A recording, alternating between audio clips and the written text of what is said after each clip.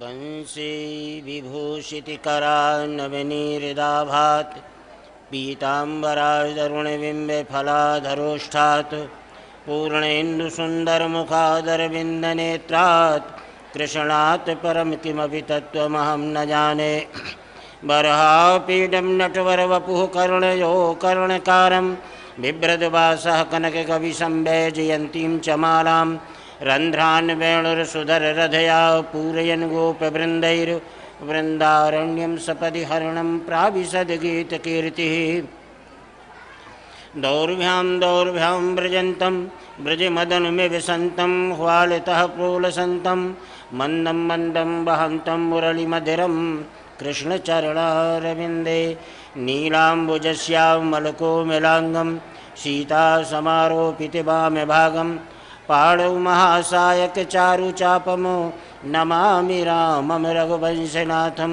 मनोजवं मारुततुल्यवेगं जितेन्द्रियं बुद्धिमतां वरिष्ठं वातात्मजं वानरयूथमुख्यं श्रीरामदूतं शरणं प्रपद्ये।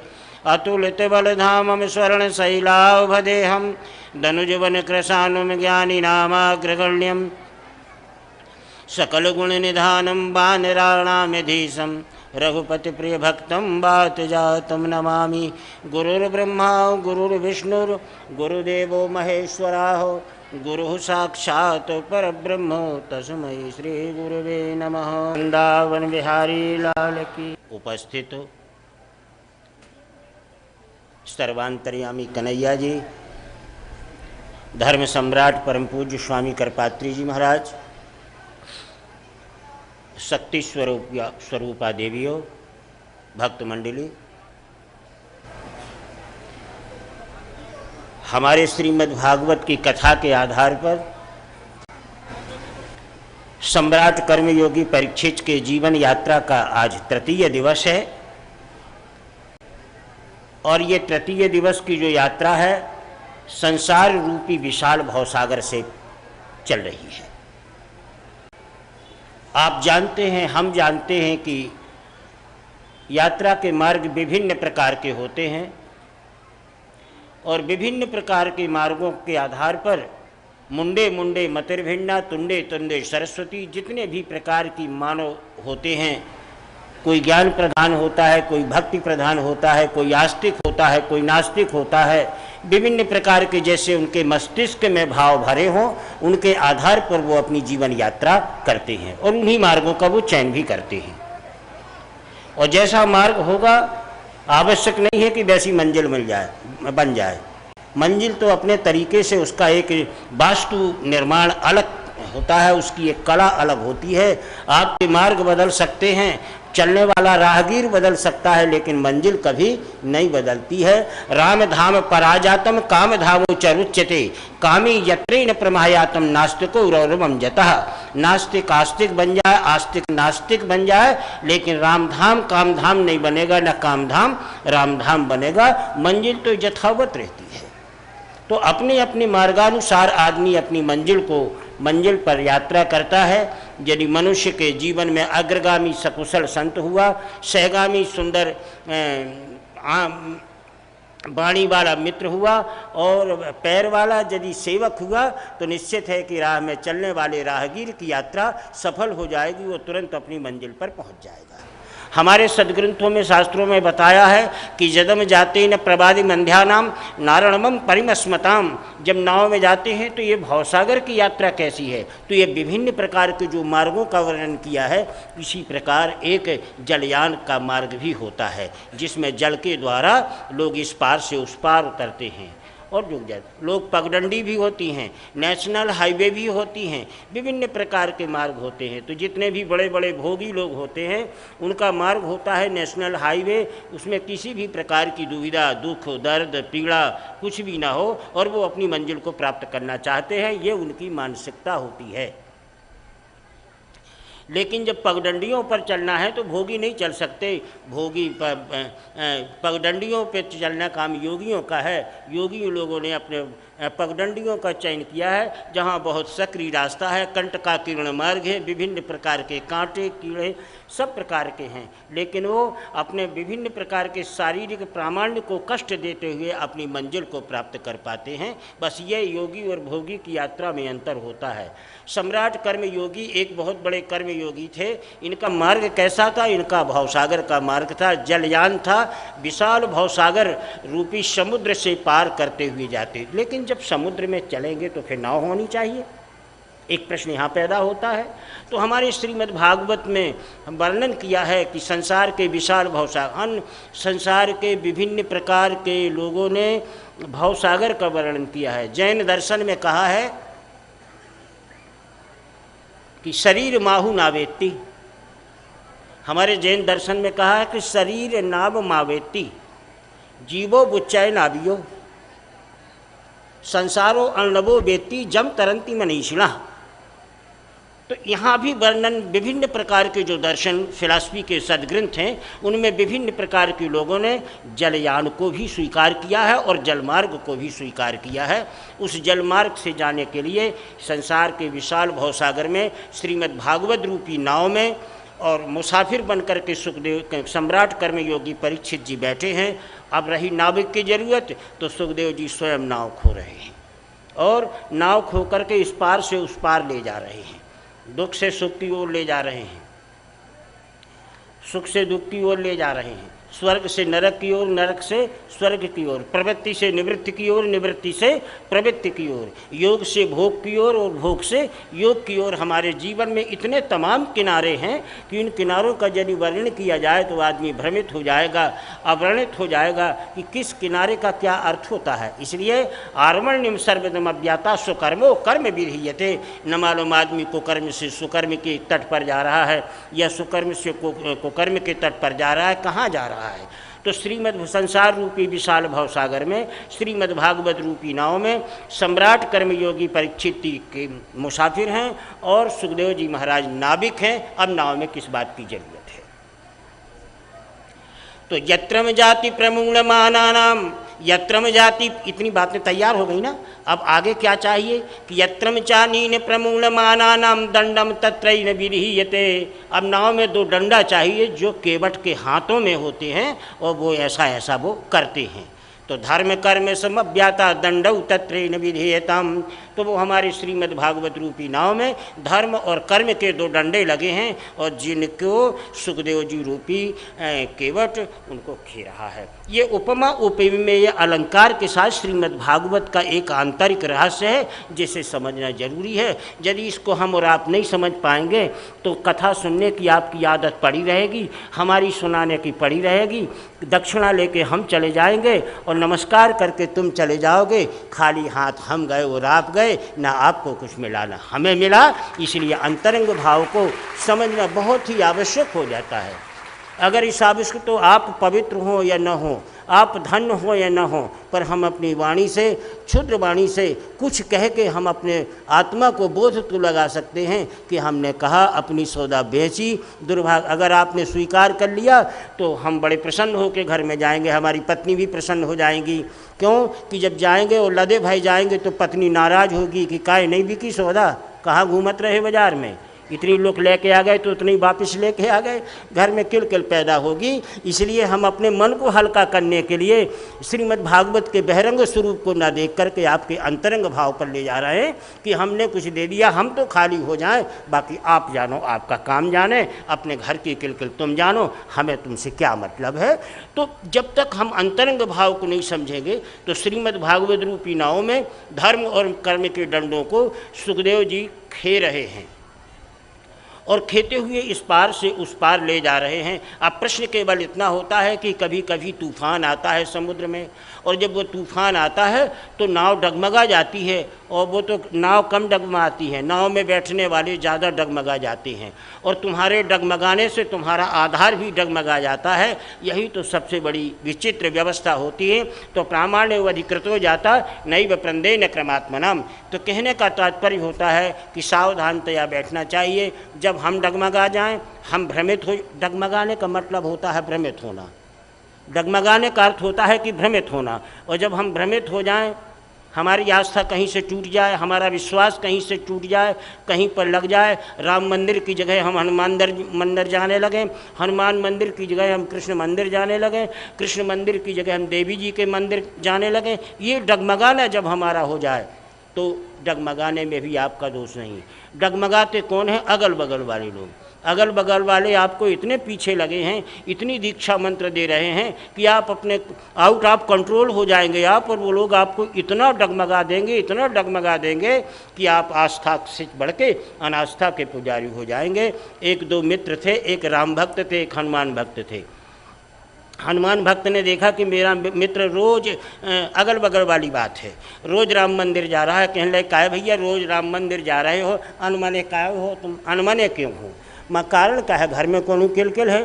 कहने लगे, यार भैया बड़ी किलकिल तो कछु न कहो, तुम्हारी भाभी का पता ही नहीं है, 3 दिन से न मालूम सवेरे गई और फिर के बाद भाभी का पता ही नहीं है, इसलिए राम मंदिर हम जा रहे हैं कि भगवान आपकी भाभी का माने हमारी पत्नी का पता तो लग जाए। तो वो ठहाका मार के मित्र हंसने लगा। बोले, भाई तुम इतनी जोर से, तुम्हें तो दुख होना चाहिए कि मित्र की पत्नी गुम गई और तुम इतने ज़्यादा हंस रहे हो। अरे बोले, तुम्हारे पागलपन पर हंस रहे हैं। बोले क्यों? बोले कि जब राम की पत्नी गुम गई, जब वे खुद पता नहीं लगा सके, हमारे हनुमान जी पता लगा के दिए हैं, तो फिर तुम्हारी पत्नी को वो कहाँ से बताएंगे? अगर चलना है तो हमारे मंदिर चलो हनुमान जी के, उनसे सब काम पूरा हो जाएगा। आगे की कथा यहीं पर रहने। कहने का मतलब कि अगल बगल वालों ने हमें इतना विस्मृत कर दिया है, इतना अप्रमाण्य कर दिया है कि हम तमाम इधर से उधर, उधर से इधर, इधर से उधर भ्रमित होकर के हम घूम रहे हैं। और भ्रममाणस चेतस्ततः, हमारे श्रीमद् भागवत में लिखा है कि प्राणी की जो व्यवस्था है वो भ्रममाणस चेतस्ततः, भ्रमित होकर के इधर उधर वो घूम रहा है, इधर से उधर, उधर से उधर, मंदिर से मस्जिद, मस्जिद से गिरजाघर। ये तमाम जब डगमगाने की व्यवस्था अपने जीवन में रहेगी, आपकी नाव भी डगमगा जाएगी। नाव जब डगमगाती है, झूलती है, न तो वहाँ नाविक का बस चलता है, न वहाँ पर धर्म और कर्म के डंडों का बस चलता है। वहाँ तो बस केवल एक ही तत्व है कि दीन दयाल विरद संभारी, हरहु नाथ मम संकट भारी। तो ये पताका एक नाव में होती है, उस पताका का नाम है, जो पीछे लगी रहती है नाविक के पीछे, उसका नाम है पताका। माने श्रीमद् भागवत रूपी नाव हो गई। अब इस पार से उस पार आपको जाना है, मुसाफिर बन के बैठ जाओ, अच्छे गुरु की तलाश करके उसको नाविक बना लो, धर्म और कर्म के डंडों को उनके हाथों में दे दो और वो खेना चालू हो जाए। बीच झंझावात, समुद्र में कोई झंझावात आता है तो भगवत कृपा आपके साथ होना बहुत ज़रूरी है। वो पतवार का काम करेगी, वो पतवार कहलाती है। और जब कहीं गड़बड़ होगा तो पतवार नाव को संभाल देती है कि जीवन को मैंने सौंप दिया, सब काम तुम्हारे हाथों में, सब तुम्हारे हाथों में, चरणों में सौंप दिया। चाहे डुबा दो, चाहे कुछ भी कर दो। जन्म मृत्यु के खेमे में जीवन दलदल बेकार पड़ा, जीवन को मैंने सौंप दिया, पतवार तुम्हारे हाथों वाली बात जब जीवन में मंत्र है। देखो, भजन करने में ज़्यादा विद्वत्ता मत करो। अगर भजन करने में ज़्यादा श्लोक कहोगे, भजन करने में ज़्यादा साज सज्जा करोगे, भजन करने में ज़्यादा कला बताओगे, तो कला से भगवान प्रसन्न नहीं होते हैं। भजन में तो कैसे हो, अपने जीवन की एक कला का विस्तृत करोगे, प्रदर्शन करोगे, तो भगवान प्रसन्न नहीं होते हैं। न वो जीवन में आपके नौका में पतवार लगेगी। अगर पतवार भगवत कृपा आपको अपने जीवन में चाहिए तो उसका सबसे अच्छा तरीका है कि अपने प्यारे राम को रीझ भजो या खींच, और खेत परे परिजामी है उल्टो सीधो बीज। कोई किसान जब खेत में बीज बोता है तो जो जिस नकुए से बीज वो निकलता है, उसका वो दीनदयाल विरद संभारी पौधा निकलता है, क्या उसको अपनी टिपरिया में या चुनके में या बर्तन में उसको मुट्ठी में लेके ये करता है कि तुम ऊपर पड़ो इसलिए तुम जम जाओ, ये सब होता है? नहीं। वो तो मुट्ठी में बीज लिया, धान लिया और छर्रा बोना प्रारंभ कर दिया। कौन हिस्सा, 2 हिस्से होते हैं धान में दोनों वाले, कौन हिस्सा नीचे है, कौन हिस्सा उसी को कचरता हुआ चला जा रहा है, लेकिन जब देखो तो वो कहीं भी पड़े लेकिन वो जमाते हैं। इसी तरह अपने प्यारे राम को रीझ भजो या खींच, और खेत परे पर जामी है उल्टो सीधो बीज। कैसा भी बीज पड़ेगा लेकिन वो जमेगा। इसी प्रकार अपने प्यारे राम को, अपने प्यारे कृष्ण को कैसे भी भजो। भाव को भाव अनख आलस हूँ, नाम जपत मंगल दिशि दस हूँ, भगवान को कैसे भी हो भजन करो, लेकिन कला का प्रदर्शन न हो। आज हम जीवन में अपने जो असफल हो रहे हैं, भगवान का नाम लेने पर हमको अनुकूल फल नहीं मिल पा रहा है, उसका केवल इतना ही है कि भजन कम करते हैं और कला का प्रदर्शन ज़्यादा होता है। तो भगवान प्रदर्शन के भूखे नहीं हैं, भगवान तो केवल एक भजन के भूखे हैं, और उस भजनों में भी अप्रतिमत भाव होना चाहिए। इसलिए श्रीमद् भागवत में कहा है कि जत्रम जाति प्रमीणमानानाम त्वेवं च परिधर्षति। अगर भगवान का भजन करना है तो बिल्कुल एकांत में बैठ जाओ, कहीं भी जाओ, कोई भी जाओ, कोई है तो कोई नहीं है तो, अगर भजन की सुध आ गई है तो भजन करना प्रारंभ हो। ये बात अलग है कि दुनिया वाले लोग तुम्हें पागल कहेंगे, लोग ये कहेंगे कि वास्तव में ये व्यक्ति बिल्कुल पागल है, ये भजन कैसा करता है, नाचता है, गाता है। लेकिन जब तक विस्मृति नहीं होगे तब तक भगवान के हृदय पटल में आपकी स्मृति कभी नहीं बैठ पाती है, कभी नहीं बैठ पाती है। इसलिए भजन के तरीकों को सुनने के लिए भक्ति में कितना भाव है, भक्ति में कितना आनंद है, किसी अमीर के घर जाने की ज़रूरत नहीं, किसी पुराण बाँचने वाले विद्वान की ज़रूरत नहीं है शिक्षा लेने की, और किसी दर्शन के विद्वान की ज़रूरत नहीं है, और न किसी ज्योतिषी की ज़रूरत है। अगर भजन करना है तो भजन की बात तुम्हारे भाव में ही भरी है। बोले इन योग वैराग्य की उम्र के लिए अपने तकाजा नहीं करना चाहिए, न प्रतीक्षा करना चाहिए। अरे जब चाहो तब भजन शुरू कर दो। अगर तुम प्रतीक्षा करोगे कि हम बड़े हो जाएं, फिर नौजवान हो जाएं, फिर नौजवान में क्या कहने लगे, जब वृद्ध हो जाएंगे और तीर्थ यात्रा का समय हो जाएगा तब हम रघुपति राघव राजा राम कहें, प्रतीक्षा रतम न दो जाता नैव बंधे न क्रमात्मनाम। उम्र की प्रतीक्षा भजन के लिए नहीं करनी चाहिए। वो देखो, और जैसे ही वहाँ पर देखा तो वहाँ पर एक बड़ा विचित्र प्रामाण्य था। विशाल भवसागर के बीच में एक संगम था, एक तीर्थ था, और वो तीर्थ क्या था? सम्राट कर्मयोगी परीक्षित ने कहा, महाराज समझ में नहीं आता कि ये क्या है। बोले आगे चलो। जब धर्म कर्म के डंडों को चला करके श्रीमद् भागवत रूपी नाव संगम में पहुंची तो वो केवल चित्र थे, और चित्र में विचित्र बना देने वाले संसार के लोग होते हैं, लेकिन चित्र विचित्रता में अति विचित्रता लाने वाले संत लोग होते हैं। इस बिंदु को अच्छे के समझ लेना। अगर आपके पास कोई चित्र है, आप भी एक हैं, और अगर संसार के लोग आपका चित्र बना देंगे और आप में विचित्रता भी डाल देंगे, कहीं ऐसी फोटो कर लेंगे, कहीं ऐसा कर लेंगे, कहीं ऐसा कर लेंगे, ये चित्र विचित्र वाले लोग यहाँ भी बैठे हैं पूरे के पूरे, तो मतलब ये सब कर होगा। लेकिन विचित्रता में अति विचित्र लाने के लिए संत का समागम चाहिए। वो संत ही उस विचित्रता में अति विचित्रता ला सकता है।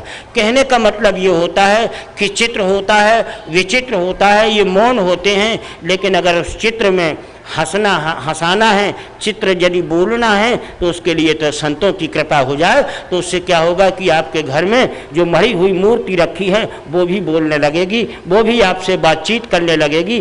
पर इसके लिए संसार के गुरु की जरूरत नहीं है, बहुत बड़े फकीर या बहुत बड़े संत की आवश्यकता है। अगर वो आपके जीवन में आ गए, आपका जीवन धन्य हो जाएगा। साधु नहीं संत, वो परिभाषा बता भी शायद दी है कि संत और साधु में क्या अंतर होता है। तो संत का शरण लेना चाहिए, और संत आ जाएंगे तो सब कुछ बता देंगे। समुद्र के संगम पर एक चित्र है, जय श्री कृष्ण, और उस चित्र में तो विचित्रता है ही है कि पानी पे चित्र लहरा रहा है, वो भींज नहीं रहे। अति विचित्रता लाने का काम सुखदेव जी महाराज का है। और सम्राट कर्मयोगी परीक्षित ने कहा, बोले दो महिलाएं बैठी है, एक बालक बैठा, सब चित्र था। बोले इसमें अति विचित्र क्या है? तो सम्राट कर्मयोगी परीक्षित को सुखदेव जी महाराज ने कहा कि श्रीमद् भागवत में एक सम्राट थे राजा उत्तानपाद, उनकी दो पत्नियां थी, एक का नाम सुमति था और एक का नाम सुमति था, एक का नाम सुरुचि था। एक की पत्नी का नाम उत्तम था, एक का नाम ध्रुव था, दोनों बालक थे। एक दिन क्या हुआ कि बेचारे ध्रुव घूमते घूमते गए और अपने पिता उत्तानपाद की गोद में बैठ गए। जैसे ही गोद में बैठे तो यत्रम जात कुमाता चा तत्रेन प्रविबंध्यते। जब कुमाता ने देखा कि सौतेली का लड़का मेरे पति की गोद में बैठा है, उन्हें हाथ पकड़ करके और कराम बंधेन क्रमाद भूदानाम परिगृद्धेन दृदीयते, बहुत जोर से फटकार दिया, गिरा दिया, एक तमाचा भी मार दी, और बोले कि तुझे मेरी सौत से पैदा होने वाले बालक, तुझे अपना इतना सौभाग्य नहीं है कि मेरे पति की गोद में बैठो। अगर तुम्हें बैठना ही है गोद में तो जाओ पहले भगवान की तपस्या करो, सौतेली माँ ने कहा। और भगवान की तपस्या करो, अगर भगवान वरदान हो जाए, मैं प्रसन्न हो जाए तो वरदान मांग लेना। जब जीवन अच्छा होता है, जीवन सुधरना होता है, तो लोग उपदेश भी दे देते हैं और उपदेश को मंजिल को प्राप्त करने के लिए मार्ग भी बता देते हैं। नहीं तो छोटा सा नन्हा सा 5 वर्ष के बालक को कह दिया भगवान की तपस्या कर, उपाय भी बता दिया। कभी कभी कुमाता भी सुमाता हो जाती है और कुमाता ने कह भी दिया कि अगर चल दिया और एक लपाड़ा और मार दिया। जब बेचारे रोते हुए ध्रुव चलने लगे, थोड़ी दूर चल, बोले इधर आ। बालक को फिर बुलाया, डर के मारे ध्रुव फिर लौट आए। कान पकड़ लिया, करणों विधान पे भादमानाम, कान पकड़ लिया, बोले सुन, अभी ये पूरी बात सुन के नहीं गया। बोले ठीक है। 5 वर्ष का बालक क्या बोले? बोले देख, भगवान की तपस्या करने तो जंगल जा, लेकिन भगवान एक तो तुझे भगवान कैसे प्रसन्न होंगे? नहीं, खुदा न खास्ता अगर भगवान आ भी जाए और वरदान मांगने के लिए कहें तो जानता है कि वरदान क्या मांगेगा। 5 वर्ष के बालक ने कहा वो क्या कहेगा कि हम वरदान मांगने की कला क्या होती है? बोले सुन ले कान खोल के। और कान पकड़ के हिला दिया और बोले कि याद रखना, जत्रौ जात भगवंत प्रमाण भूला नाम तुमेवं च परिवर्चते मदीय गर्भांतरे जाता वरम जाते न याचना हम। अगर भगवान प्रसन्न हो जाए, ये तो होंगे नहीं, और यदि हो भी जाओ, तेरे सामने आ जाओ, वर मांगने के लिए कहें।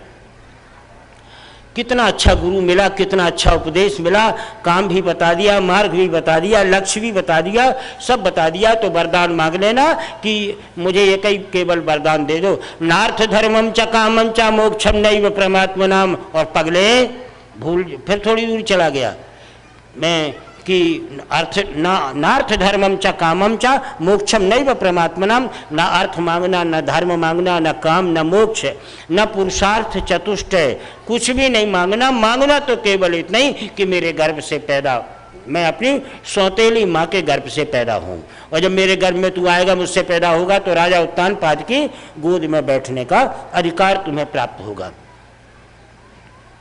हमारे जीवन में अधिकार का प्रदाता, अधिकार का प्रमाण, अधिकार की निरर्थकता, अधिकार की सार्थकता प्रदान करने वाला ब्रह्म में एकम द्वितीयो नास्ति, केवल एक ब्रह्म है, कोई दूसरी नहीं है। लेकिन हमारे जीवन का ब्रह्म मानस चैतस्तता, हम भ्रमित होकर के इधर उधर घूम रहे हैं, और घूम करके किसी को भी अपना मार्गदर्शन मान लेते हैं, किसी को भी हम उपदेश ले लेते हैं, लेकिन उनका कोई अर्थ नहीं होता है। लेकिन जब सुरुचि ने ऐसा कहा, थोड़ी दूर बालक चला गया, बोले इधर आ, मेरे गर्भ से जब तू पैदा हो जाएगा तो सम्राट उत्तानपाद की गोद में बैठने का अधिकार तुझे प्राप्त हो जाएगा। और एक तमाचा और दिया और भगा दिया। और जब चले गए, सम्राट कर्मयोगी परीक्षित को सुखदेव जी महाराज ने कहा सगी माँ के पास ध्रुव पहुँची। और जैसे ही वहाँ पर पहुँचे तो माँ वहाँ पर बिर्रे की रोटी बना करके, जो प्रतिदिन उनको बांध दिया गया था पटरानी को, वो बिर्रे की रोटी बना खा रही थी। जब तक रोता हुआ बालक गया, उन्होंने गले से लगा लिया। उन्होंने कहा बेटा किसने तुझे मारा? ताड़नम चत्रेण विभाद्यमाना नाम को विमऊ यत्रेण प्रधूयते, तुझे किसने मारा है ये मुझे बता दे। उन्होंने कहा, रो रहा था, काफ़ी विगलित था बालक। अनुचर अगल बगल वाले बालकों ने बताया कि माँ सौतेली मौसी ने मारा है। और माँ बोले कि बेटा ठीक है, साड़ी के अंचल से उसके शरीर को, आंसुओं को पोंछा। उन्होंने कहा बेटा हम प्रणाम कर लेंगे तुम्हारी सौतेली माँ को, उनके चरणों में जाके कि ये गरीब का बालक है, इसे मत ताड़ना दो। लेकिन और कुछ कहा तो नहीं है। लड़कों ने बताया, अगल बगल वालों ने, कि माँ कहा तो है कि तू जाकर के बियाबान कानन में तपस्या कर, और अगर भगवान प्रकट हो जाए तो वरदान मांग लेना कि मेरी कोख से पैदा हो जाए, तब तू राजा उत्तानपाद की गोद में बैठने का अधिकार प्राप्त करेगा। उन्होंने कहा कि अरे, जैसे ही उन्होंने माँ ने ऐसा सुना, अपने बालक को तुरंत अपनी छाती से जो चिपकाई थी अलग कर दिया। बोले अधिकारेण असस्त जातानम न त्वमेवं परिमस ध्रुवम, अब तुम मेरी गोद में बैठने का अधिकार नहीं है। अगर माँ ने ऐसा अधिकार दिया है तो तुम चले जाओ, क्योंकि सगी माँ से अधिकार 10 गुना बड़ा पिता का होता है, और पिता से 10 गुना अधिकार बड़ा सौतेली माँ का होता है। अगर सौतेली माँ ने तुम्हें ऐसा कहा है तो तुम जाओ। जब जब भी हमारे अतीत के इतिहासों में, धार्मिक इतिहासों में अप्रत्याशित एक्सीडेंटल इवेंट हुआ है तो सौतेलों के द्वारा ही हुआ है। कहीं भी धार्मिक आधार को अपन पकड़ लें, कुछ भी प्रामाण्य करें, तो वहाँ पर ये देखने में आया कि जहाँ जहाँ भी अप्रत्याशित घटनाएं हुई हैं, जहाँ भी धार्मिक के इतिहास को अपन पकड़ लें, आज वह श्रीमद् भागवत का भी एक अप्रतिमम इतिहास है। तो माँ ने कहा, बेटा अब तुम्हें घर में रहने का बिल्कुल अधिकार नहीं है, तुम जब सौतेली माँ ने कहा तो तुम जंगल जाओ। बेचारे ध्रुव रोते हुए चल रहे। गाँव की महिलाओं ने कहा, माँ सौतेली माँ ने ताड़ना दी है, बात ठीक है, लेकिन आपका कर्तव्य होता है कि आप स्वगीय गर्भ च संजातम न ताड़नम तत्रे न प्रमुच्यते, आपने इसको 9 माह गर्भ में रख के इसका पालन किया है, इसे ताड़ना मत दो और इसको आप अपने हृदय से लगा लीजिए। उन्होंने कहा, हम अतीत में लिखे हुए धर्म शास्त्रों की मर्यादा का उल्लंघन नहीं करेंगे, हम राजरानी हैं, हमें जो सदग्रंथों ने बताया है, संतों ने बताया है, हमसे बड़ा अधिकार हमारे पुत्र पर, हमारी सौत को है। अगर उनने बियाबान जंगल में जाने का और तपस्या करने का वचन दिया है, आदेश दिया है, तो ध्रुव को हमारे पास रहने का कोई अधिकार नहीं है, जाओ बेटा। और बेचारे रोते गाते हुए चल दिए। रास्ते में जाते हैं, सारा राज परिसमाज परिव्याकुल है। महिला पुरुषों ने, सब लोगों ने अपने अपने मन में विचार किया कि संजात मार्ग वच्छिन्नानि ध्रुवम जाते न क्रमात्मनाम यत्रम जाते न भूयमानानाम क्वश्चलम जतः। बड़े दुखी हैं सारा परिषद, सारा जनपद कि आज 5 वर्ष के नन्हे से बालक को सौतेली माँ तो ठीक है, लेकिन सगी माँ ने भी उन्हें ठुकरा दिया है। और जब सगी माँ ने ठुकरा दिया, वो आगे जाने के लिए तैयार हैं, आगे बढ़ गए। आपको मालूम होना चाहिए कि आपके जीवन में यदि भगवत कृपा की आनुषांगिक व्यवस्था बनेगी तो 2 वस्तुएं आपको अपने जीवन में नहीं रखनी पड़ेगी, प्रवृत्ति और निवृत्ति। इस कथा प्रसंग से प्रतीत होता है कि आपके जीवन में यदि आप भगवत कृपा के आकांक्षी बनना चाहते हैं, भगवत कृपा के आप अनुशीलन बनना चाहते हैं, तो प्रवृत्ति और निवृत्ति दोनों एक साथ नहीं रहेंगी, आपको एक का त्याग करना पड़ेगा। तो जीवन में प्रवृत्ति रहे या जीवन में निवृत्ति रहे, और यदि दोनों एक साथ रहेंगी तो आपके जीवन में संकट आ जाएगा। और संकट कैसा आएगा? पुरुष कहेंगे कि हम में संकट आएगा, नारियां कहेंगी कि हम में संकट आएगा।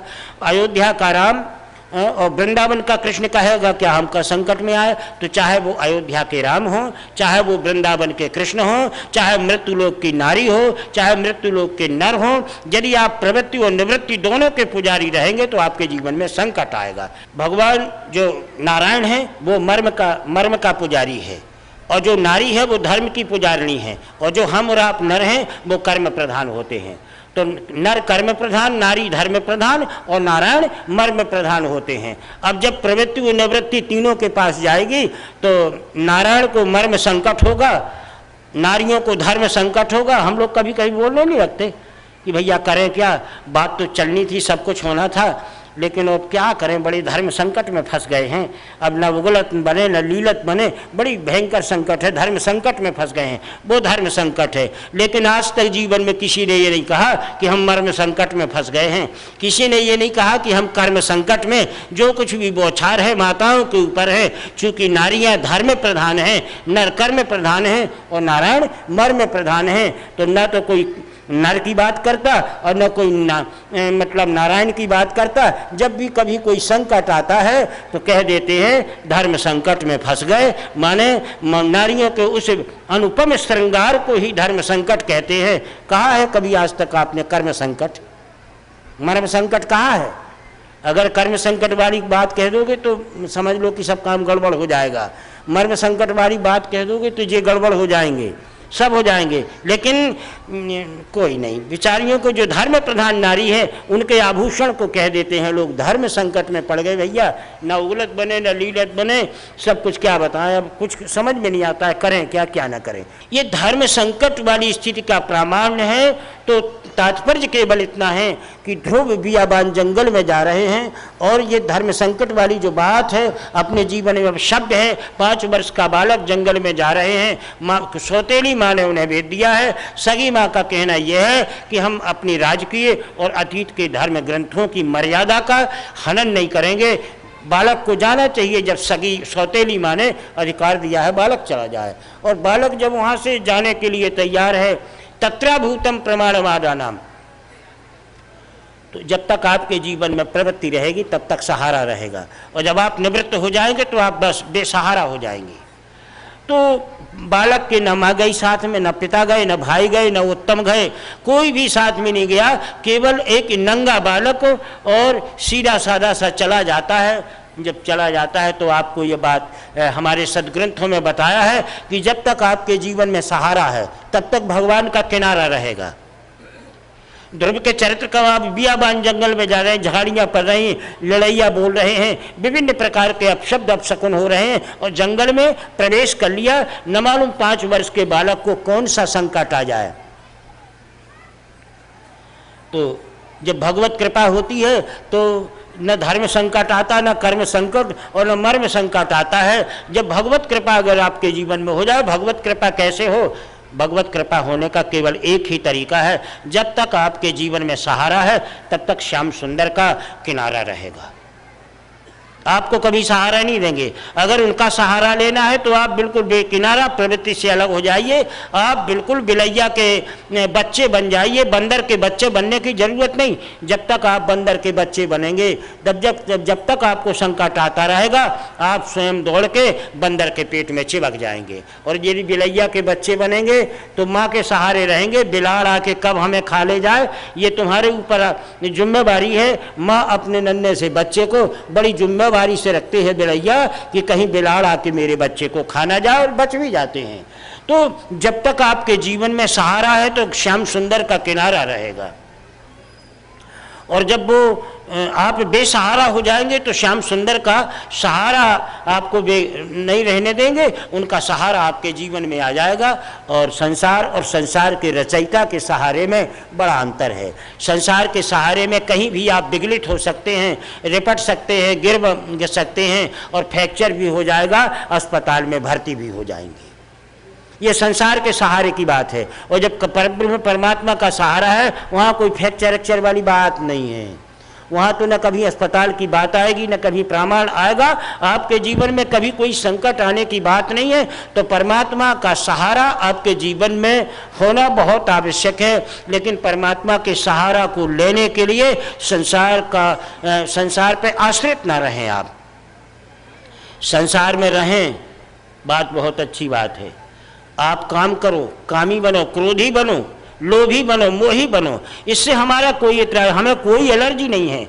आप मोही हैं तो हमें आपसे मोहब्बत है, आप क्रोधी हैं तो हमें मोहब्बत है, आप लोभी हैं तो भी हम मोहब्बत आपसे करेंगे, आप कामी हैं तो भी हमारा प्रेम आपके ऊपर बराबर रहेगा। लेकिन आप कामी बनो, क्रोधी बनो, लोभी बनो, मोह बनो, लेकिन उनके ऊपर आश्रित मत रहो।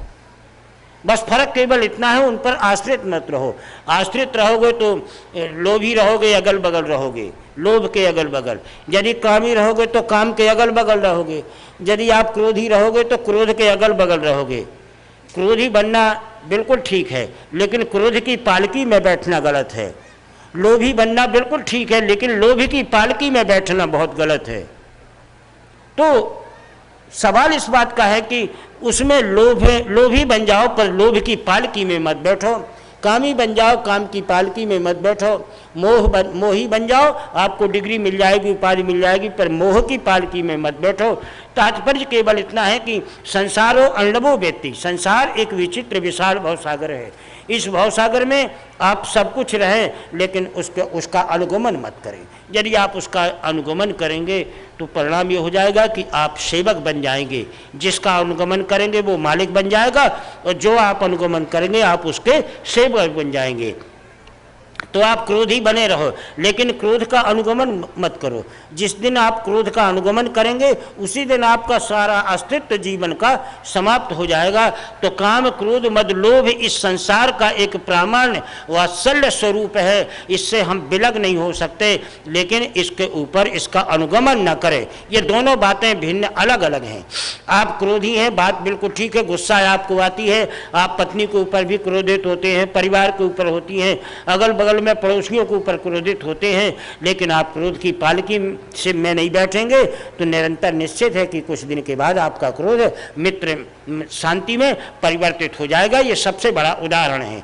यदि आपको निरंतर किसी व्यक्ति से आपकी बुराई चलती है और कभी उसका आपका सुलहनामा नहीं हो सकता, आपका मेल नहीं है, तो आप क्रोध की पालकी में बैठ गए हैं। और आज रात में किसी को डांटा और कल सवेरे बोलने लगो, समझ लो आप क्रोधी जरूर हो, लेकिन आप क्रोध की पालकी के सवारी नहीं है आपके जीवन में। बस इतना फर्क है, कहीं जाने की जरूरत नहीं, बस इतना ही सीखना है। यदि आपको गुस्सा आती है और पश्चाताप हो गया कि हम बिल्कुल पश्चाताप में प्रामाण्य हैं, और दूसरे दिन यदि उस व्यक्ति से लालसा है कि हम मुँह बोलें या उसके अपने बुराई को समाप्त कर दें, समझ लीजिए कि आप क्रोधी जरूर हैं, लेकिन भगवान की कृपा है कि आप क्रोध की पालकी में नहीं बैठे हैं। भगवत कृपा आपके जीवन में, तो जब तक संसार का सहारा है श्याम सुंदर का किनारा रहेगा। और अगर उनका सहारा पकड़ना है तो ये संसार का सहारा माने पालकियों में मत बैठो, इनसे बिल्कुल भिन्न दृश्येन प्रबादी अध्यानम त्वमेवं परिदर्शितुम। एक बार ऐसा ही हुआ था, जय श्री कृष्ण। द्वारिका में भगवान कृष्ण बैठे थे, श्याम सुंदर विभिन्न प्रकार का भोजन बना करके रुक्मणी जी लाई और श्याम सुंदर खाने लगे, ओम भोग लगा करके। और जैसे ही मुंह में कौर दिया, आँख खोले तो वो कौर जो था वो ज्यों का त्यों थाली में पटक दिया, रख दिया, और द्वारिका की दौड़ के द्वारिका की खिड़की तक दौड़ते गए। और खिड़की तक दौड़ते गए और दौड़ करके झाँका वहाँ और लौट करके फिर भोजन करने लगे। रुक्मणी जी बिगड़ पड़ी, बोले कि नाराज हो गई, कुछ व्यंजन अच्छा डोल रहा था, कुछ कम डोलने लगा। भोजन का एक पदार्थ हो गया, देखा ही नहीं रुक्मणी जी ने कि थाली में क्या समाप्त हो गया। श्याम सुंदर समझ गए कि बामांगे के आचरण में फर्क आ गया है, कुछ अंतरंग बीमारी है, माने कुछ नाराज है।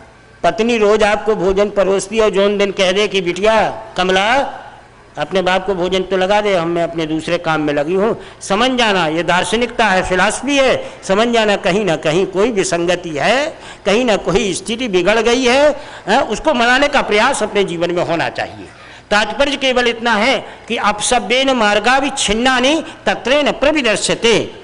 तो रुक्मणी का जब ये आचरण देखा तो भगवान प्रसन्न हो गए, उनका बाम अंग बोले कि किम बधूत प्रमाद बंध्यानाम प्रियांगा प्रतिमस्मताम, तुम्हारे दिमाग में कौन सा एक ऐसा विषय आ गया है, बोले कि आना जाए और कर्ण हो और आप ब्रह्म हो। और ये कौन सा नाटक है कि हम थाली लाए, सब 33 करोड़ देवता देख रहे हैं, देवांगनाएं देख रही हैं कि हाँ कन्हैया तुम होते गोकुल के, बात अलग थी, तुम कुछ भी करते, लेकिन एक जन द्वारिकाधीश बन चुके हो तो तुम बस कोर लिया और खाए नहीं और बस जमीन में थाली में रख दिया, दौड़ के द्वारिका के दरवाजे तक गए और फिर लौट के खाने लगे। भगवान के आंखों से अश्रुधारा आने लगे। बोले रुक्मणी अभी तुमने बाल कृष्ण को पहचाना है, लाल कृष्ण को पहचाना है, गोपाल कृष्ण को पहचाना है, लेकिन ब्रह्ममेकम द्वितीयो नास्ति अखंड मंडलाकारम व्याप्तम जैन चराचरम वाले कृष्ण को अभी तुमने, कन्हैया को तुमने पहचाना नहीं है। बोले भगवान बात क्या है? बोले रुक्मणी जब मैं बाल कृष्ण था तो दुनिया मेरी परवाह करती थी कि कन्हैया खाया कि नहीं। जब मैं लाल कृष्ण था, गोपाल कृष्ण था, तो माँ जशोदा मुझे अविच्छेन्न मार्गेण प्रभाति बंध्यानाम बुभुक्षा बाधेते। तो या कन्हैया तू जंगल जा रहा है, तुझे भूख लगी है कि नहीं लगी रे, बिना खाए हुए जा रहा है। जब मैं बाल कृष्ण, लाल कृष्ण, गोपाल कृष्ण था तो दुनिया वाले मेरी चिंता करते थे, लेकिन जब मैं जुगल कृष्ण बन गया तो सारे दुनिया वालों की चिंता मेरे ऊपर आ गई है। रुक्मणी जय श्री कृष्ण। तो जब मैं प्रतिदिन भोजन करता हूँ तो सबसे पहले ध्यान लगा करके, नर और नारायण के ध्यान में बहुत अंतर होता है। हम लोग भोजन करते हैं, ध्यान लगाते हैं, क्या अच्छा बना क्या नहीं बना, आँख मूंद के देख लेते हैं अच्छे ढंग से, लेकिन नारायण जब ध्यान लगाते हैं तो रुक्मणी से नारायण ने कहा, रुक्मणी जब मैं भोजन करता हूँ तो इसके पहले एक क्षण मात्र के लिए ध्यान लगाता हूँ कि दुनिया का कोई आदमी दुखी तो नहीं है, संसार का कोई आदमी दुखी तो नहीं है, कोई उसे पीड़ा तो नहीं दे रहा। जब ऐसा हो जाता है मेरे ध्यान में कि सब आनंदित है, तब मैं भोजन करता हूँ। हाँ बहुत अच्छी बात है, हम मान गए आपकी बात, लेकिन का होगा कि इत कौर लाए और खिड़की तक दौड़त गए फिर लौट के खाने लगे। अरे कहने लोग रुक्मणी ध्यान में आया कि दुनिया के एक बड़े गरीब को दुनिया के सारे अमीर डंडा लेकर के पीट रहे हैं, इसलिए मैं उसे बचाने के लिए दौड़ गया था। रुक्मणी ने कहा बात तो सब ठीक है, लेकिन कूद काहे नहीं गए खिड़की से? जब दुगड़े गए थे तो कूद जाते और कूद के बचा लेते, तब हम जानते कि तुम मर्द हो और तुम वास्तव में संसार के रचयिता हो, संसार को बचाने वाले हो। कूद क्यों नहीं गए?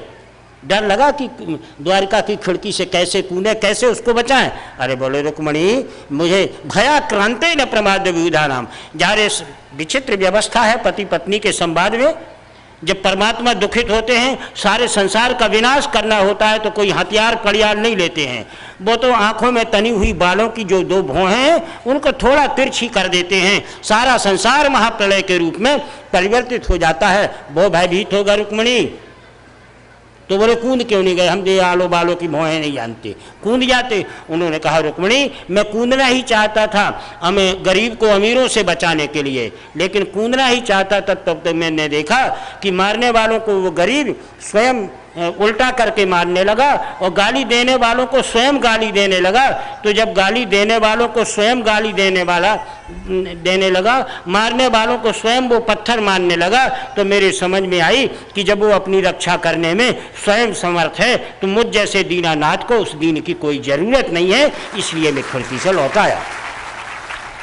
तात्पर्य केवल कथानक का यह है कि जीवन में अगर परमात्मा का सहारा लेना है, मंदिर में बैठे हुए भगवान का, मस्जिद में बैठे हुए अल्लाह ताला का, किसी का भी सहारा लेना है तो बेसहारा बन करके उनके चरणों में जाओ। जब तक जीवन में सहारा रहेगा, श्याम सुंदर का किनारा रहेगा। श्याम कितने भी दुनिया वाले तुम्हें पीट लेंगे, बिल्कुल पीट लेंगे, इतना मारेंगे, इतना कुचलेंगे, इतना पीटेंगे कि फिर तुम्हें अड़ोस पड़ोस वाले बचाने के लिए भी नहीं आ पाएंगे, बच नहीं पाओगे। और अगर बचना है तो सहारा लेना पड़ेगा एक ब्रह्म शक्ति का, और उस परमात्मा का सहारा लेंगे अपन तो कैसे बेसहारा होके जाओ ना। लेकिन जब बेसहारा होने की कला ही नहीं है हमारे जीवन में, तो हम बेसहारा होकर के कैसे जाएंगे? नहीं जा पाएंगे। दुनिया भर के असले बसले सामान सब कुछ ले जाते हैं, अपने अस्त्र शस्त्र, अपनी कला। आज तक हमारे ऊपर भगवान की कृपा क्यों नहीं हुई? बोले कि हम सहारावान हैं। हमें वाणी, अगर हमारी वाणी को आज परमात्मा ने वीणा बना दिया होता तो आज हम नारद बन जाते। क्योंकि हम वाणी वाले हैं, इसलिए हम विद्वान हैं, पंडित हैं, पुजारी हैं। और अगर हमें नारद बनना है तो सबसे पहले अपनी वाणी को हमें वीणा बनाना पड़ेगा। लेकिन हमारी वाणी वीणा आज तक न बन सकी। क्यों नहीं बन सकी? क्योंकि हम परमात्मा की कृपा नहीं हुई, उनका सहारा नहीं मिला। उनका सहारा क्यों नहीं मिला? इसलिए कि हम विद्वान होकर के वेद मंत्रों का पाठ उनके सामने करते हैं और बोलते हैं अहम विद्वत्तो सदाति भूतानाम। हम प्रवचन करते हैं, उन्हें सुनाते हैं बांके बिहारी को कि सुन ले हम कितना अच्छा बोलते हैं।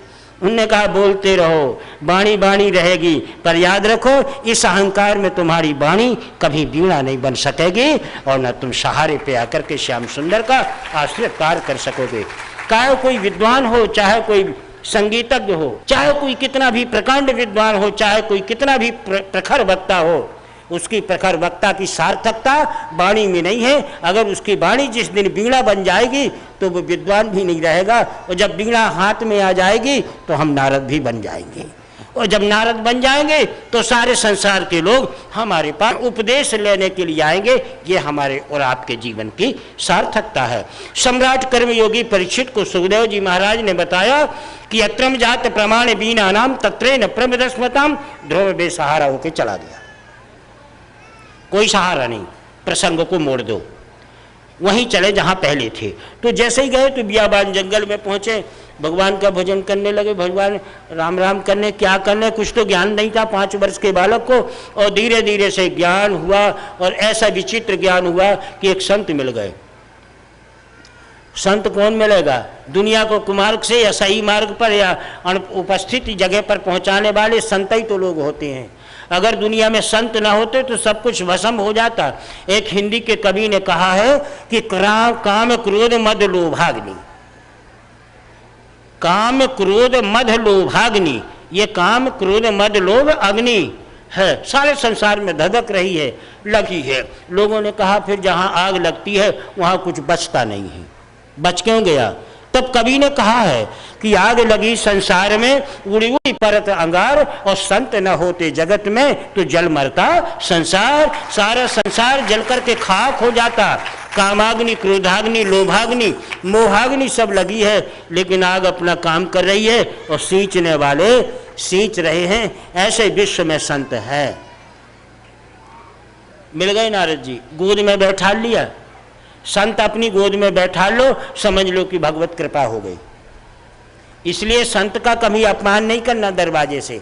अगर संत की भगवत कृपा चाहिए तो पूजन न करो, पाठ न करो, कछु न करो, संतों की कृपा आपके जीवन में आ गई, माने भगवत कृपा बिना बुलाए आपके जीवन में आएगी। तो प्रमणम जाते न प्रभादी मंध्यानम तो एवं परिवर्षति, तो घर में आने प्रभु 24 घंटे में एक बार आपके जीवन में आता है, भेष बदल के आता है, सुबह आता है, भिखारी के रूप में आता है।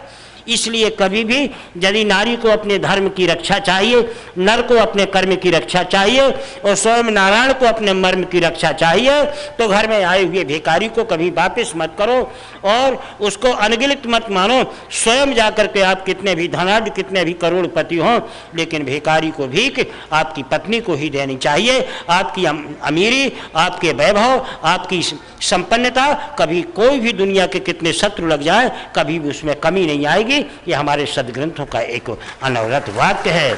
इसलिए पैसा वैभव कमाने के लिए आप कुछ भी अर्जन करें, लेकिन उस अर्जन की सुरक्षा के लिए सवेरे प्रातःकाल जो भिखारी आपके दरवाजे में आ जाए, उस दिन आप अपना जीवन सुधन्य माने कि आज भिखारी आ जाए, पत्नी को निर्देश दें कि भिखारी कोई भी आ जाए आप उसे देते रहें और भोजन खिलाते रहें, थोड़ा सा अन्नदान दे दें, उसका जीवन रक्षक हो जाएगा, उसी दिन खा के चला जाएगा।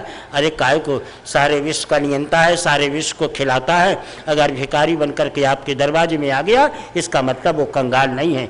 सारे विश्व का भरण पोषण करने वाला परमात्मा आपका केवल एक संसार का रचयिता, बिना देखे उसे चैन नहीं पड़ती। और वो नीलाम्बुजस्या मलको मिलांगम ऐसा बन के आ जाएगा तो तुम पागल हो जाओ। तुम तुरंत पहचान जाओगे कि नीलाम्बुजस्या मलको मिलांगम सीता समारोपिति भाम भागम पाड़व महासाय के चारु चापम नमामि रामम रघुवंशीनाथम। हमारा राम आ गया, आप तुरंत उनके चरणों पर गिर पड़ेंगे।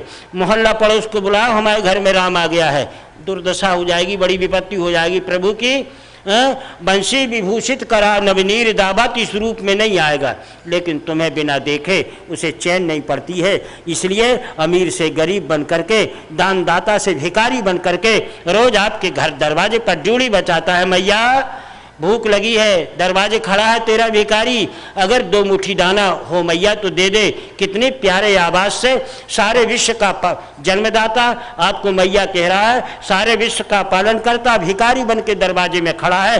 पहचान लो कि प्रभु मेरे दरवाजे पर आ गया। ना पूजा करो, ना पाठ करो, ना आरती उतारो, 2 मुट्ठी दाना प्रेम से दे दो, उसे देख के मुस्करा दो। और अगर एक बार मुस्करा दे तो न संतानहीन होगी तो राम जैसा लाडला आपके घर में पैदा हो जाएगा। पर वो करो, भजन पूजन पाठ की कोई बात नहीं है। अगर इतना कर लेंगे तो यत्रम जाते न प्रवादियन ध्यानम परमात्मा तत्र दृश्यते। मिल गई संत की गोद। ध्रुव का सौभाग्य है कि नारद जैसे संत की गोद में बैठ गए, और जब बैठ गए तो बोले कि अब कोई ज़्यादा उपदेश नहीं, राम राम राम राम राम राम कहो बेटा। उन्होंने कहा राम राम राम राम। हमारे विष्णु पुराण में बड़ी अच्छी बात कही है कि राम शब्देन मकोहरातम, राम शब्दम मकोहरात्मम उच्चारणे ते परमात्मा नाम, और लामो तत्र प्रदम जाता गदगदे न प्रमिणस्यते। नारद कहते हैं राम कहो, प्रहलाद कहता है राम राम। नन्ना नन्ना 5 वर्ष का बालक तोतली भाषा में बोलता है, नारद अपनी बीड़ा में उसकी भाषा को भर लेते हैं कि परमात्मा का नाम लेने भी आयुड़ व्याकरण के जितने भी अपशब्द हल वाक्य हैं उनका भी उच्चारण बालक से ठीक से नहीं बन पाता है। धीरे धीरे करत करत अभ्यास के जड़मति हो तो सुजान, हो भी गई लाम की जगह राम आ गया। राम कहने लगे, प्रमाणे अधिकार प्रमाण हो गया, जप करने तप करने लगे। नारद ने गोद में से उतार दिया। संत की गोद मिल जाए, भगवत कृपा आपके जीवन में है। फिर कितने भी शत्रु रहे आपके मकान में, कितने भी शत्रु रहे बियाबान जंगल में, ना हर शेर चीता वो कुछ भी नहीं करेंगे। सब हमारे भागवत में वर्णन आता है कि ध्रुव जी खड़े हैं, राम राम का भजन कर रहे हैं, और जितने भी वनचारी प्राणी हैं सब अगल बगल अगर के बैठ जाते हैं। प्रणमामि जाति नमस्तुभ्यम प्रणमामि चा प्रणाम्यतम। वनचारी लोग भी ध्रुव के चरणों में प्रणाम करते हैं। ध्रुव का महत्व नहीं है, महत्व संत की गोद का है, और संत की गोद का महत्व मतलब भगवत कृपा प्राप्त हो गई। सारी विघ्न बाधाएं आपकी दूर हो जाएंगी और ध्रुव भगवान भजन करने लगे।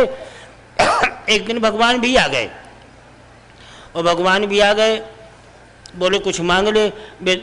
देखने लगे, तितर बितर देखने लगे ध्रुव, और उन्होंने कहा क्या मांगना है, दे दो जो कुछ आपके पास हो। भगवान ने को अनपढ़ वाक्य भगवान ने उठाया, श्याम सुंदर ने, और विष्णु भगवान लिए थे अपने शंख लगा दिया मुंह में, और जैसे ही ध्रुव के शंख लगा दिया, शंख का मुंह में लगने का अर्थ होता है कि ज्ञान प्रज्ञान महाज्ञानो प्रणवात निष्णात विधीयते। सारे ज्ञान विज्ञान प्रज्ञान से ध्रुव जी निष्णात हो गए हैं, और उन्होंने केवल एक ही वरदान मांगा कि नार्थ धर्मम च कामम च और मोक्षम नैव प्रमात्मनम केवलम चरणारविंदानाम प्रीतम यस्वेति पदात्मना। न आपका अर्थ चाहिए, न धर्म चाहिए, न काम चाहिए, न मोक्ष चाहिए, अगर चाहिए तो आपके चरणों की प्रीति चाहिए।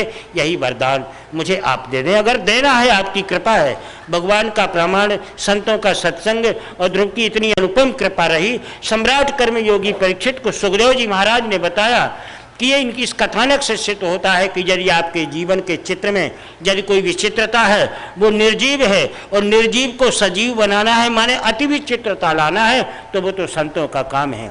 और संतों की कृपा से भगवत कृपा उपलब्ध हो जाती है। तो अपनी उम्र में ये सांसारिक जीवन है, भगवत कृपा है। क्षितिजल पावक गगन समीरा पंचर चिति अति अधम शरीरा। पांच भौतिक शरीर में भगवत कृपा को प्राप्त करने के लिए, भजन को प्राप्त करने के लिए, अर्थ धर्म काम मोक्ष को प्राप्त करने के लिए, नारी को धर्म करने के लिए, नर को कर्म करने के लिए। अरे हम तो ये कहते हैं कि स्वयं उस दीनानाथ को मर्म करने के लिए उम्र की तलाश नहीं करनी चाहिए ना।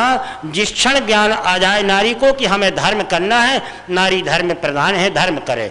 नर को जिस समय प्रज्ञान हो जाए कि हमें कर्म करना है, तुरंत कर्म करने के लिए कर्म वीर बन जाओ। माताएं धर्म वीर बन जाए, ये मर्म वीर बन जाए, वो अपना प्रारंभ हो। अगर नारी है तो धर्म तुरंत प्रारंभ करें, नर है तो कर्म प्रारंभ करें, नारायण है तो मर्म प्रारंभ करें। प्रहदान जलेन प्रभाद यद्या नाम, उसमें उम्र की प्रतीक्षा न करें। यदि वास्तव में तुरंत उसको अभीप्सित कर देंगे, प्रमाण कर देंगे। सम्राट कर्मयोगी परीक्षित को सुखदेव जी ने बताया कि धर्म की स्थिति जो है नारी के पास, कर्म की स्थिति नर के पास, और मर्म की स्थिति नारायण के पास तुरंत पहुंच जाएगी। सम्राट कर्मयोगी परीक्षित ने कहा, मेरे परमात्मा, नारी के जीवन में धर्म का क्या स्वरूप है, नर के जीवन में कर्म का क्या स्वरूप है, और नारायण के जीवन में मर्म का क्या स्वरूप है। या तो सुखदेव जी महाराज ने कहा, सम्राट कर्मयोगी परीक्षित जी, धर्म कर्म और मर्म ये तीनों मिलकर के जब एक हो जाते हैं तो सत्य चित्त आनंद बन जाता है, स्वरूप बन जाता है, और निराकार से परमात्मा का स्वरूप साकार की बिरादरी में अवतरित हो जाता है। तो बोले ये कैसे होता है? सुखदेव जी ने कहा आगे चलो। तो जो संगम था, उस संगम के किनारे एक पर्णकुटी थी। उस पर्णकुटी में एक बहुत सुंदर बगीचा था। उस बगीचे में एक साधु केवल अकेले बैठे थे, भगवत भजन कर रहे थे। उनने खंजनी बजाई, थपोड़ी बजाई। सारे जितने भी उस बगीचे में पशु पक्षी थे, जितने भी भौरे भौरी थे, सब आकर के उनके चरणों में आ गए। सब कोई सेवा करने लगा, कोई अपनी चोंच से बाबा के गाल को छूने लगा, कोई बाबा के बालों में रहने वाले चिड़रों को छीनने लगा। सब बाबा की सेवा करने लगे। और सेवा करते करते सम्राट कर्मयोगी परीक्षित को शंका हुई। बोले परमात्मा सुखदेव जी महाराज, ये विराट साधु इस बगीचे में बैठा है, खंजनी बताते चिड़िया चुगनूनी पशु पक्षी भौरे भौरी सब आकर के विराजमान हो गए, उनके आदेश उनकी सेवा कर रहे हैं। ये क्या कारण है, इनका उपदेश क्या है? सम्राट कर्मयोगी परीक्षित के इस प्रश्न को लेते हुए सुखदेव जी महाराज उस बगीचे में गए और उस बगीचे के मालिक साधु के चरणों में प्रणाम किया।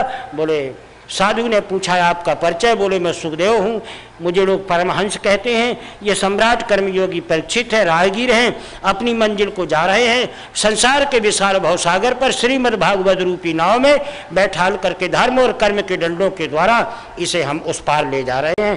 पर जो परमात्मा आपके इस बगीचे का जो अनुपम दृश्य है, विचित्र चित्र तो ठीक है कि बगीचा है, साधु है और खंजनी बज रही है, लेकिन विचित्रता ये है कि वो सब उस खंजनी की आवाज पे भौरे भौरी सब आ गए। और ये अति विचित्रता क्या है, ये हम जानना चाहते हैं। साधु ने ध्यान लगाया, सम्राट सुखदेव जी महाराज से कहा, महाराज आप परमहंस हैं, सूर्य भगवान अस्ताचल की चोटी पर विलीन होने जा रहे हैं, आज इसी पुष्प वाटिका पे आप विश्राम करें, संध्या बंदन करें।